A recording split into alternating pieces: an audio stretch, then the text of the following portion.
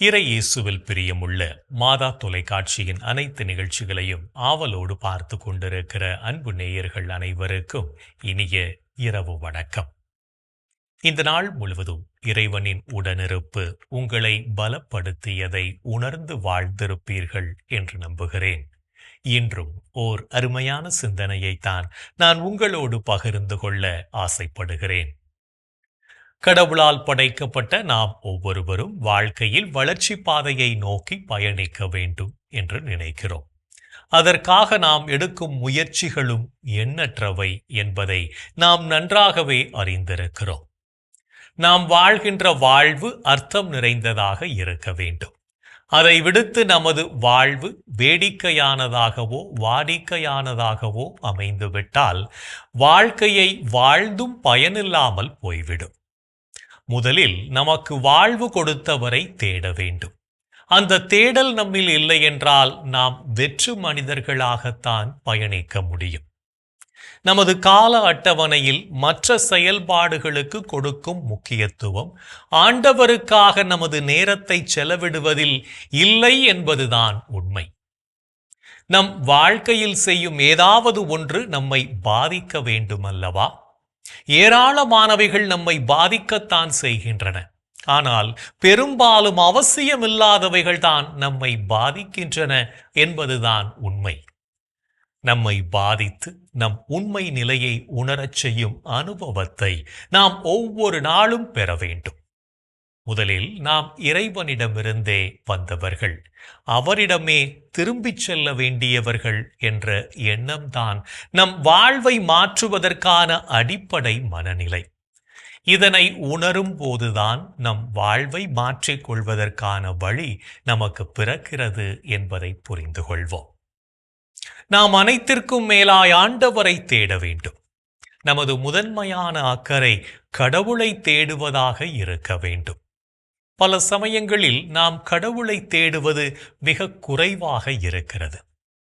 கடவுளை தேடுவது என்று சொன்னவுடனே அது அருட்பணியாளர்களுக்கும் அருட்சகோதரிகளுக்குமான பணி என்று நம்மில் பலர் எண்ணுவதுண்டு. ஆனால் நாம் அனைவருமே கடவுளை தேடுவதிலும் அவரை பற்றிய அறிவில் வளர்வதிலும் நம்மை முன்னிறுத்தி செயல்பட வேண்டும். தனிப்பட்ட முறையில் ஆண்டவரின் பிரசன்னத்தில் அமர்ந்து அவர் சொல்வதை கேட்பதும் அமைதியில் அவரை அனுபவிப்பதும் நமக்கு உயிர் மூச்சாக இருக்க வேண்டும். இதனை நம்மில் எத்தனை பேர் உணர்ந்திருக்கிறோம் என்று சற்று யோசித்து பார்ப்போம்.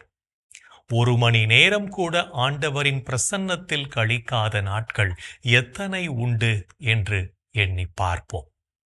அவதியாய் அறக்க பறக்க நமது கடமைகளை நிறைவேற்ற நாம் எடுக்கும் முயற்சியில் 10ல் 1 பங்கு முதலாய் ஆண்டவரை தேடுவதில் ஆர்வம் காட்டுகிறோமா என்று யோசித்து பார்ப்போம். ஆண்டவரை தேடுவதில் நாம் தளர்ச்சி அடைந்தோம் என்றால் நம் வாழ்விலும் தளர்ச்சி ஏற்படும். எனவே நம்மை என்றும் கைவிடாத கடவுளை உறுதியாக பற்றி கொள்ள முயல்வோம். உறுதியாக கடவுளை பற்றி கொள்வதென்பது வெறுமனே ஜெபம் சொல்வது மட்டுமல்ல, அவர் வழியில் உண்மையோடும் பிரமாணிக்கத்தோடும் வாழ்வது என்பதை உணர்ந்து கொள்வோம். ஓர் ஊரில் பணக்கார இளைஞன் ஒருவன் இருந்தான். அவனது வீடு ஒரு மலையின் மேல் இருந்தது. அவனுக்கு கடவுளின் மீது பற்றோ அன்போ நம்பிக்கையோ இல்லவே இல்லை. அவன் ஒரு நாள் அலுவலகத்தில் வேலையை முடித்துவிட்டு இரவு 11 மணி அளவில் தனது வீட்டுக்கு காரில் வந்து கொண்டிருந்தான். இன்னும் 10 கிலோமீட்டர் செல்ல வேண்டிய நிலையில் கார் நின்றுவிட்டது. காரில் பெட்ரோல் தீர்ந்து விட்டிருந்தது. அது மலையடி வாரம், மக்கள் நடமாட்டம் இல்லை. பயம் அவனை பிடித்து கொண்டது. காரில் அமைதியாக அமர்ந்து கொண்டு ஏதாவது வாகனம் வருகிறதா என்று பார்த்தான். எதுவும் வரவில்லை.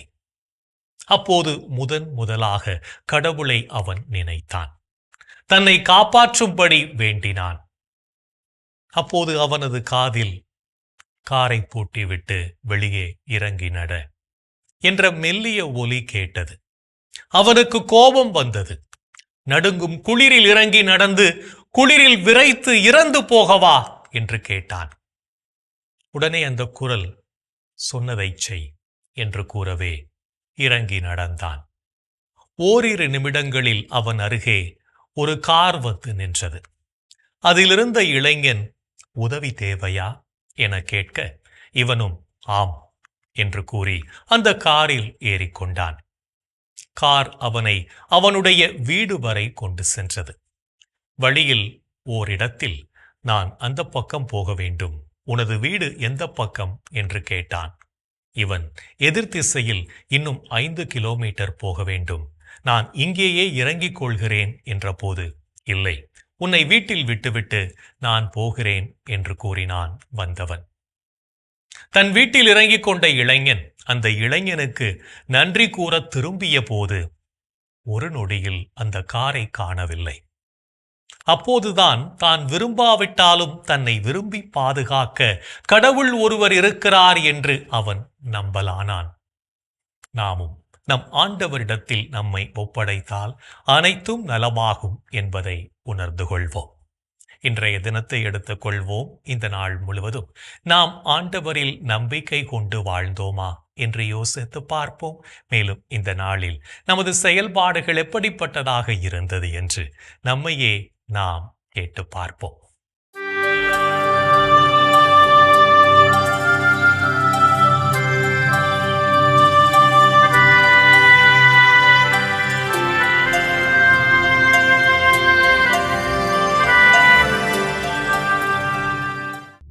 இன்று நீங்கள் இயேசுவை பற்றிய நற்செய்தியை அறிவித்தீர்களா? உலகெங்கும் சென்று படைப்பிற்கெல்லாம் நற்செய்தியை பறைசாற்றுங்கள். இன்று நீங்கள் ஆண்டவருக்கு அஞ்சி நடந்தீர்களா? குழந்தாய், நீ செய்வது அனைத்தையும் பணிவோடு செய். அவ்வாறாயின் கடவுளுக்கு உகந்தோர் உனக்கு அன்பு காட்டுவர். இன்று நீங்கள் கடவுளின் கட்டளைகளை கடைபிடித்தீர்களா? என் கட்டளைகளை ஏற்று கடைபிடிப்பவர் என் மீது அன்பு கொண்டுள்ளார். என் மீது அன்பு கொள்பவர் மீது தந்தையும் அன்பு கொள்வார். நானும் அவர் மீது அன்பு கொண்டு அவருக்கு என்னை வெளிப்படுத்துவேன். இன்று நீங்கள் மற்றவர்கள் துன்பத்தில் பங்கெடுத்தீர்களா? மகிழ்வாரோடு மகிழுங்கள், அழுவாரோடு அழுங்கள். இன்று நீங்கள் பெற்ற நன்மைகளுக்காக கடவுளுக்கு நன்றி கூறினீர்களா? எல்லா சூழ்நிலையிலும் நன்றி கூறுங்கள். உங்களுக்காக கிறிஸ்து இயேசு வழியாய் கடவுள் வெளிப்படுத்திய திருவுளம் இதுவே. இன்று நாம் இறைவனுக்கு ஏற்புடைய செயல்களை செய்திருந்தாலும் சமயங்களில் இறைவனுக்கு எதிராகவும் செயல்பட்டு அவருடைய அன்பிலிருந்து விலகிச் சென்றிருப்போம். அத்தகைய தருணங்களுக்காக மனம் வருந்தி மன்னிப்பு கேட்டு மனத்துயர் மன்றாட்டை ஜெபிப்போம்.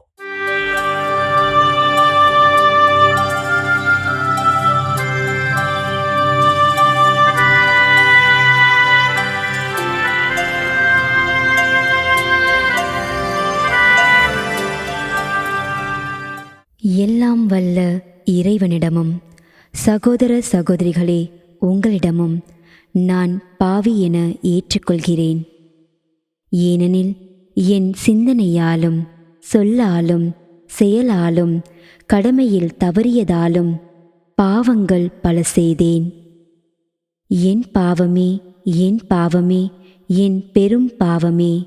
ஆகையால் எப்போதும் கன்னியான புனித மரியாவையும் வானதூதர் புனிதர் அனைவரையும் சகோதர சகோதரிகளே உங்களையும் நம் இறைவனாகிய ஆண்டவரிடம் எனக்காக வேண்டிக்கொள்ள மன்றாடுகிறேன். ஆமேன்.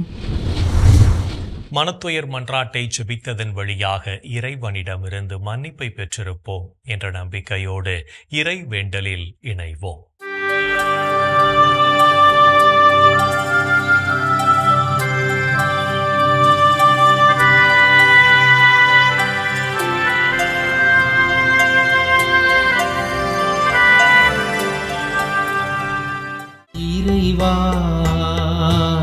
இறைவா, எமக்கு துணை புரிய வாரும். ஆண்டவரே, எமக்கு துணை புரிய விரைந்து வாரும். தந்தைக்கும் மகனுக்கும் தூய ஆவியாருக்கும் மாட்சி உண்டாவதாக.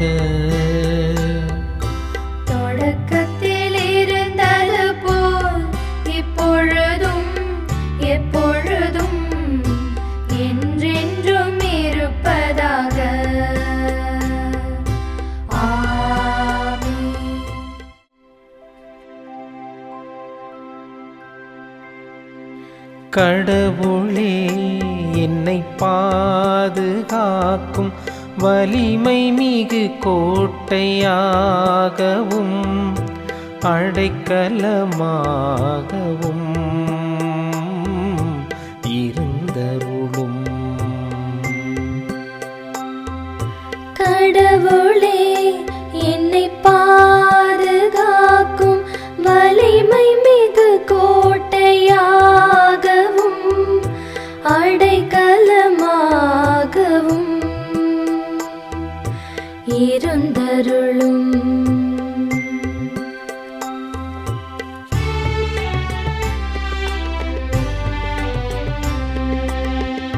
ஆண்டவரே, உம்மிடம் நான் அடைக்கலம் புகுந்துள்ளேன்.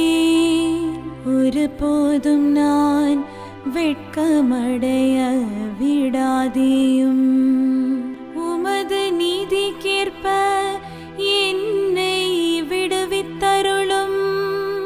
உமது செவிகளை என் பால் திருப்பியருளும். விரைவில் என்னை மீட்டருளும். எனக்கு அடைக்கலம் தரும் கற்பாறையாயிரும். வலிமை மிகு கோட்டையாய் நீரிருந்து என்னை பாதுகாத்தருளும். ஆம், நீர் என் கற்பாறையும் கோட்டையும் நீரே.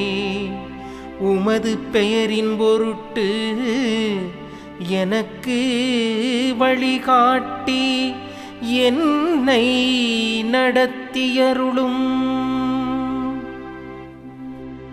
எனக்கென அவர்கள் விரித்துள்ள வலையிலிருந்து என்னை விடுவித்தருளும்.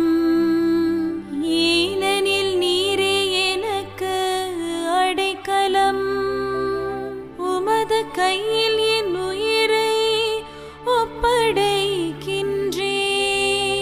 வாக்கு பிறழாத இறைவனாகிய ஆண்டவரே,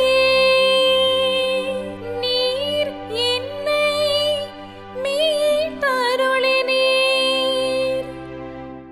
தந்தைக்கும் மகனுக்கும் தூய ஆவியாருக்கும் மாட்சி உண்டாவதாக. தொடக்கத்தில் இருந்தது போல் இப்பொழுதும் எப்பொழுதும் என்றென்றும் இருப்பதாக. ஆமென். கடவுளே என்னை பாதுகாக்கும் வலிமை மிகு கோட்டையாகவும் அடைக்கலமாகவும் இருந்தருளும். கடவுளே என்னை பாதுகாக்கும் வலிமை மிகு கோட்டையாகவும் அடைக்கலமாகவும் இருந்தருளும். இறைவனின் உடனிருப்பு இந்த இரவு பொழுதிலும் நம்மை பாதுகாத்து வழி நடத்தும் என்ற நம்பிக்கையை இறை வேண்டலின் வழியாக பெற்றுக்கொண்ட நாம் இப்போது நாளைய வாசகங்களுக்கு செவிமடுப்போம்.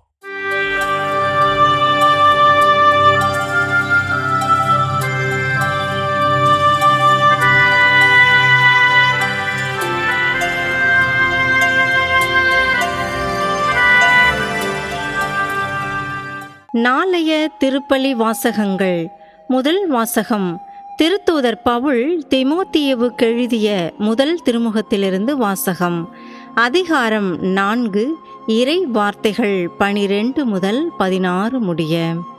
பதிலுரைப்பாடல் திருப்பாடல்கள் அதிகாரம் 111, இறை வார்த்தைகள் 7 முதல் 10 முடிய. லூக்கா எழுதிய தூய நற்செய்தியிலிருந்து வாசகம். அதிகாரம் 7, இறை வார்த்தைகள் 36 முதல் 50 முடிய. அக்காலத்தில் பரிசேயருள் ஒருவர் இயேசுவை தம்மோடு உண்பதற்கு அழைத்திருந்தார். அவரும் அந்த பரிசேயருடைய வீட்டிற்கு போய் பந்தியில் அமர்ந்தார். அந்நகரில் பாவியான பெண் ஒருவர் இருந்தார்.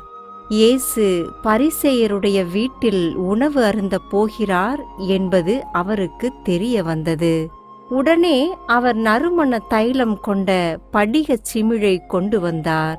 இயேசுவுக்கு பின்னால் கால் மாட்டில் வந்து அவர் அழுது கொண்டே நின்றார். அவருடைய காலடிகளை தம் கண்ணீரால் நனைத்து தம் கூந்தலால் துடைத்து தொடர்ந்து முத்தமிட்டு அக்காலடிகளில் நறுமண தைலம் பூசினார். அவரை அழைத்த பரிசேயர் இதைக் கண்டு, இவர் ஓர் இறைவாக்கினர் என்றால் தம்மை தொடுகிற இவள் யார், எத்தகையவள் என்று அறிந்திருப்பார். இவள் பாவியாயிற்றே என்று தமக்குள்ளே சொல்லிக் கொண்டார். இயேசு அவரை பார்த்து, சீமோனே, நான் உமக்கு ஒன்று சொல்ல வேண்டும் என்றார். அதற்கு அவர், போதகரே, சொல்லும் என்றார். அப்பொழுது அவர், கடன் கொடுப்பவர் ஒருவரிடம் ஒருவர் 500 தெனாரியமும் மற்றவர் 50 தெனாரியமுமாக இருவர் கடன்பட்டிருந்தனர். கடனை தீர்க்க அவர்களால் முடியாமற் போகவே இருவர் கடனையும் அவர் தள்ளுபடி செய்துவிட்டார். இவர்களுள் யார் அவரிடம் மிகுந்த அன்பு செலுத்துவார் என்று கேட்டார். சீமோன் மறுமொழியாக, அதிக கடனை யாருக்கு தள்ளுபடி செய்தாரோ அவரே என நினைக்கிறேன் என்றார். இயேசு அவரிடம், நீர் சொன்னது சரியே என்றார். பின்பு அப்பெண்ணின் பக்கம் அவர் திரும்பி சீமோனிடம், இவரை பார்த்தீரா? நான் உம்முடைய வீட்டிற்குள் வந்தபோது நீர் என் காலடிகளை கழுவ தண்ணீர் தரவில்லை. இவரோ தம் கண்ணீரால் என் காலடிகளை நனைத்து அவற்றை தமது கூந்தலால் துடைத்தார். நீர் எனக்கு முத்தம் கொடுக்கவில்லை. இவரோ நான் உள்ளே வந்தது முதல் என் காலடிகளை ஓயாமல் முத்தமிட்டுக் கொண்டே இருக்கிறார். நீர் எனது தலையில் எண்ணெய் பூசவில்லை. இவரோ என் காலடிகளில் நறுமண தைலம் பூசினார். ஆகவே நான் உமக்கு சொல்கிறேன், இவர் செய்த பல பாவங்கள் மன்னிக்கப்பட்டன, ஏனெனில் இவர் மிகுதியாக அன்பு கூர்ந்தார். குறைவாக மன்னிப்பு பெறுவோர் குறைவாக அன்பு செலுத்துவோர் ஆவர் என்றார். பின்பு அப்பெண்ணை பார்த்து, உம் பாவங்கள் மன்னிக்கப்பட்டன என்றார். பாவங்களையும் மன்னிக்கும் இவர் யார் என்று அவரோடு பந்தியில் அமர்ந்திருந்தவர்கள் தங்களுக்குள் சொல்லிக் கொண்டார்கள். இயேசு அப்பெண்ணை நோக்கி, உமது நம்பிக்கை உம்மை மீட்டது, அமைதியுடன் செல்க என்றார். ஆண்டவரின் அருள்வாக்கு. கிறிஸ்துவே, உமக்கு புகழ்.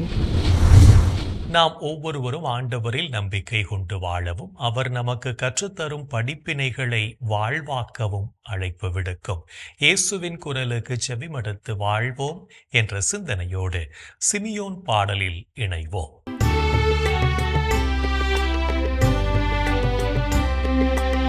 ஆண்டவரை நாங்கள் விழித்திருக்கும் போது எங்களை காத்தருளும்.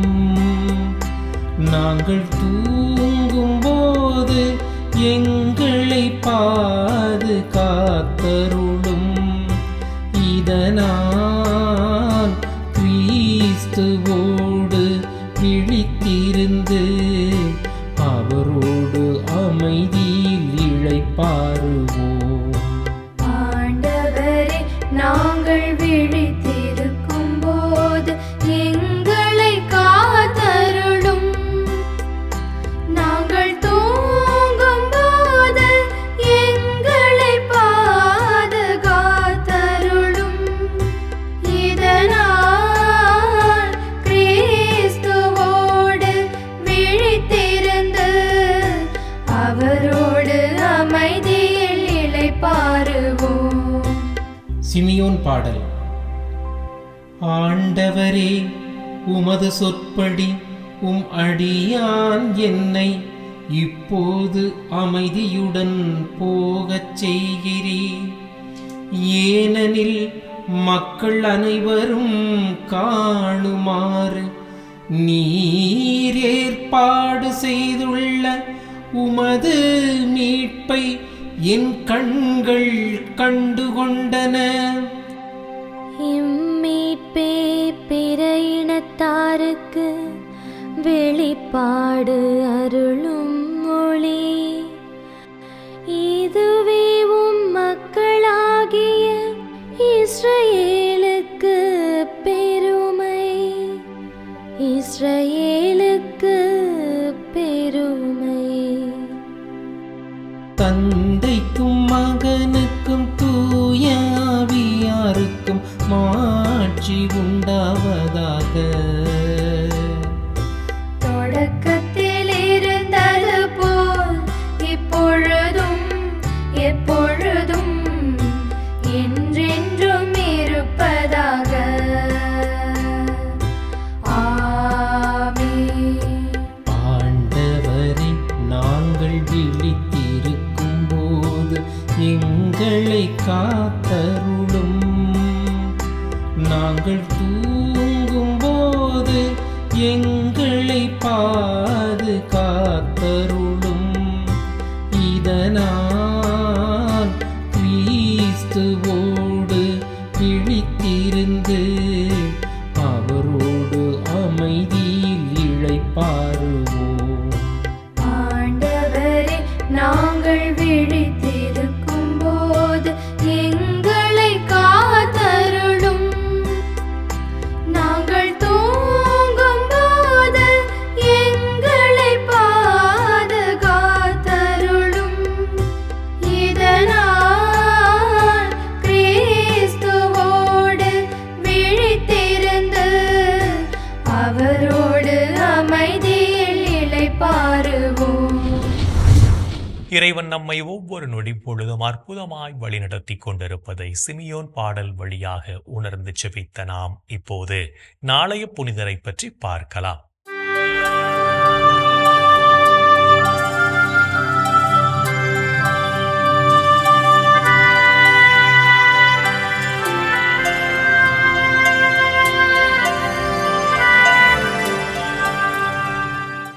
செப்டம்பர் 18 புனித ஜோசப் குப்பெர்டினோ.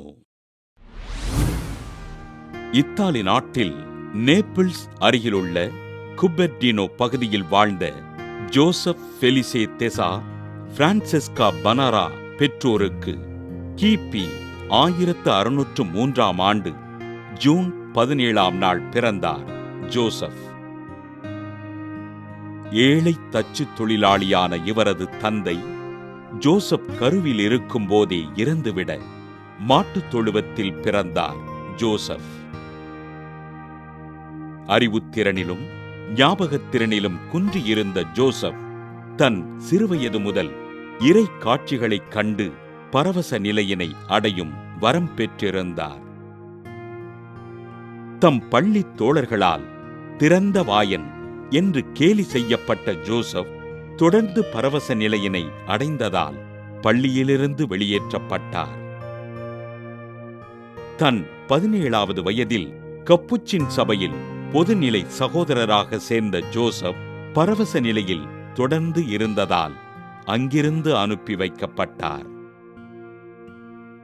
குருத்துவ வாழ்விற்காக ஆண்டவரிடம் அனுதினமும் ஜெபித்த ஜோசப் பிரான்சிஸ்கன் துறவு மடத்தில் சேர்ந்து கிபி 1628ஆம் ஆண்டு மார்ச் 28ஆம் நாள் குருவாக அருட்பொழிவு பெற்றார். பரவச நிலையினை அடைகின்ற வரமும் தரையிலிருந்து மேலெழும்பி காற்றில் நிற்கின்ற வரமும் பெற்றிருந்த அருட்தந்தை ஜோசப் ஆண்டிற்கு 7 முறை 40 நாட்கள் நோன்பிருந்து ஜெபித்தார். திருத்தந்தை 7ஆம் அலெக்சாண்டரினால் ஒசிமோவில் இருந்த மடத்திற்கு அனுப்பி வைக்கப்பட்ட அருட்தந்தை ஜோசப் கிபி 1663ஆம் ஆண்டு செப்டம்பர் 18ஆம் நாள் விண்ணகமடைந்தார். பரவச நிலையினை அடைவதால் 35 ஆண்டுகள் தனியறையில் வாழ்ந்து ஆண்டவரிடம் உருக்கமோடு ஜெபித்த அருட்தந்தை ஜோசப்பினை திருத்தந்தை 13ஆம் கிளெமென்ட் கிபி 1767ஆம் ஆண்டு புனிதராக உயர்த்தி மனம் பேதலித்தவர்களுக்கு பாதுகாவலராக அறிவித்தார். புனித ஜோசப் குப்பெட்டினோ திருவிழாவினை கொண்டாடுகின்ற நாம் மனநோயினால் துன்புறுவோருக்காகவும் அந்நோயிலிருந்து அவர்கள் விடுதலை பெறுவதற்காகவும் ஜெபிப்போம். புனிதர்கள் ஒவ்வொருவரும் தங்கள் வாழ்க்கையின் மூலம் இறைவனுக்கு சான்று பகர்ந்து வாழ்ந்தவர்கள் என்பதை உணர்ந்தவர்களாய் நாமும் அவர்கள் வழியில் வாழ்ந்து இறை வழியில் பயணிப்போம் என்ற நம்பிக்கையோடு நாளைய தினம் முழுவதும் மௌனமாக இருந்து ஆண்டவரின் அருளை நிறைவாக பெற்றுக்கொள்வோம். என் அன்பு சகோதரனே, சகோதரியே, கடவுளுடைய அன்பையும் இரக்கத்தையும் சுவைத்து வாழ்கின்ற நாம் அந்த இரக்கத்திற்கும் அன்பிற்கும் நன்றி சொல்கிறோமா? நன்றி சொல்ல வேண்டும். ஒவ்வொரு நாளும் நாம் சிறப்பாக நமது ஆண்டவருக்கு நாம் நன்றி சொல்வோம், அவரை போற்றி புகழ்வோம்.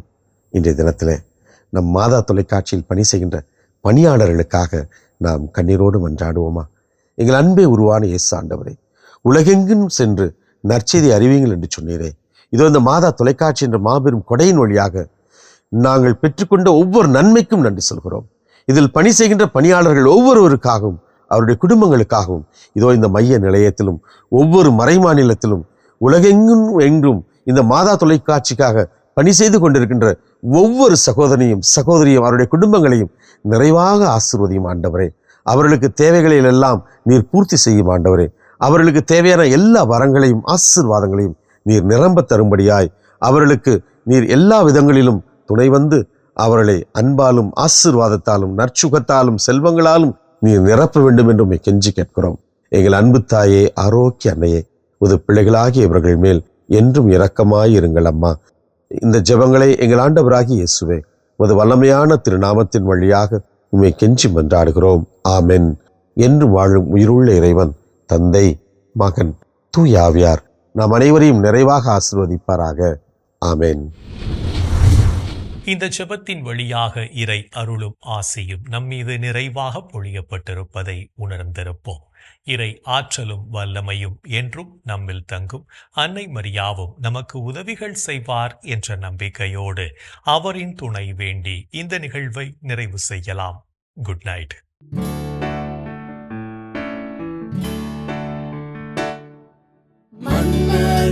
மீட்பரின் மாண்புய நன்மையை விண்ணகம் செல்ல திறந்த வாயிலே தன் கடல் மீதொளிர் விண்மீன் நீரை வீழ்ச்சி நின்றெழ முயன்றிடும் மக்களை ஆட்சி செய்து அவர் குதவிடவே இயற்கை வியப்புற இறைவனை ஈன்ற பின்னரும் கன்னியாய் நின்றே வானவன் கபிரியேல் வாழ்த்துரை